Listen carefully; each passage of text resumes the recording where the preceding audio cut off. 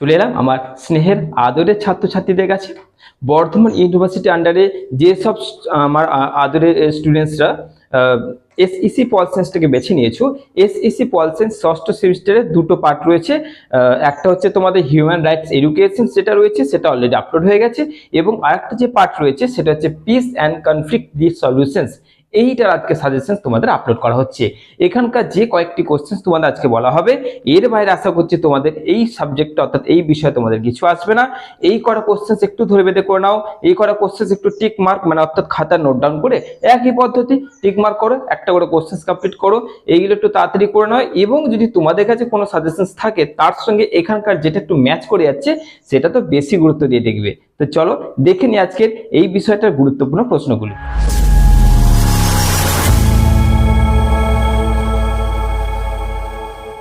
চলে এসেছি একদম সেই গুটি কয়েক কোশ্চেন তোমাদের আজকে বলতে। প্রত্যেকটা কোশ্চেন খুবই গুরুত্বপূর্ণ এবং প্রত্যেকটা কোশ্চেনকে তোমাদের কিন্তু গুরুত্বপূর্ণ হিসেবে দেখতে হবে। এবং বেশি কোশ্চেন নেই, এই কটা কোশ্চেন তোমাদের আশা করছি করাই যায় এবং তোমাদের এই কোশ্চেনগুলো অলরেডি করাও আছে। যাদের করা নেই হয়তো তাদের একটু চাপ হবে, কিন্তু কিছু করার নেই, যেহেতু তোমাদের করা একদমই নেই তাই চাপ হওয়াটা স্বাভাবিক। কিন্তু তোমাদের একটাই পদ্ধতি বলেছি, তোমরা প্রত্যেকটা কোশ্চেনকে নোট ডাউন করো, নোট ডাউন করার পর একটা করে টিক মার্ক দাও, আর একটা করে টিক মার্ক দেওয়ার পর কোশ্চেনটা কমপ্লিট করে কমপ্লিট করো।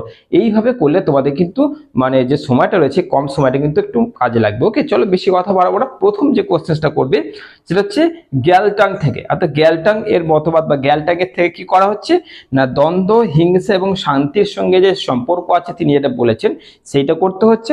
গ্যালটাং থেকে কি আসবে, হিংসার বিভিন্ন ধরন, আর গ্যালটাং এর মত অনুযায়ী ইতিবাচক ও নেতিবাচক শান্তি কি।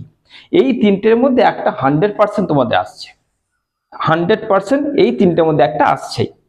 2 নম্বর যে কোশ্চেনটা আছে আন্তর্জাতিক দ্বন্দ্ব মীমাংসার বিভিন্ন কৌশল বা পদ্ধতি বা উপাদান, একই ব্যাপার এই কোশ্চেনটা। 3 নম্বর করবে ট্র্যাক টু কূটনীতির উপর একটা টিকা, ওকে, মানে জোসেফের যেটা আর কি আছে। 4 নম্বর কি বাধ্যতামূলক বা বলপূর্বক দেশান্তর গমনের প্রধান কারণগুলি আলোচনা করো।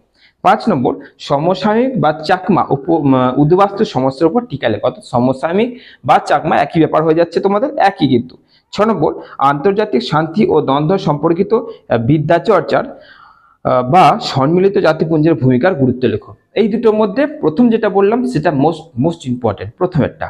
7 নম্বর শান্তি রক্ষার প্রধান বৈশিষ্ট্যগুলি উল্লেখ করো। 8 নম্বর আন্তর্জাতিক রাজনীতিতে শান্তি স্থাপনের বিভিন্ন ব্যবস্থাপনাগুলি উল্লেখ করো।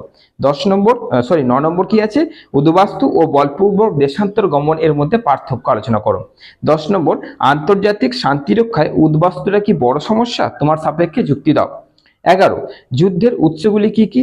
নেক্সট কোশ্চেন যুদ্ধ ও শান্তি সম্পর্কিত তৃণমূল স্তরীয় দৃষ্টিভঙ্গিগুলো আলোচনা করো। এবং হচ্ছে তোমাদের নেক্সট কোশ্চেন যে আন্তর্জাতিক দ্বন্দ্বের পাশ্চাত্যের প্রধান কারণগুলি আলোচনা করো, অর্থাৎ পিছনে যে আন্তর্জাতিক দ্বন্দ্বের পিছনের যে কারণটা সেটা আলোচনা করতে হবে। এবং শেষ কোশ্চেন তোমরা করবে দ্বন্দ্বের ইতিবাচক ও নেতিবাচক ফলাফলগুলি আলোচনা করো। এই কটা কোশ্চেনকে তোমাদের বারবার বলে দিচ্ছি, তোমার যদি মনে হয় বেশি হয়ে যাচ্ছে তোমাদের একটা কাজই করতে হবে, তোমরা নোট ডাউনটা করো। নোট ডাউনটা করে প্রথম দিক থেকে যটা কোশ্চেন তোমরা করতে পারছো ততই তোমাদের লাভ, প্রথম দিক থেকে।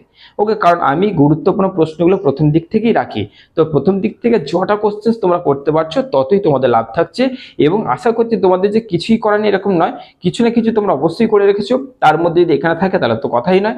এইভাবে তোমরা নোট ডাউন করে একটা করে টিক মার্ক দাও আর কমপ্লিট করো। ওকে, চলো দেখা হচ্ছে পরবর্তী একটা গুরুত্বপূর্ণ ভিডিওতে। ভালো থেকো, সুস্থ থেকো।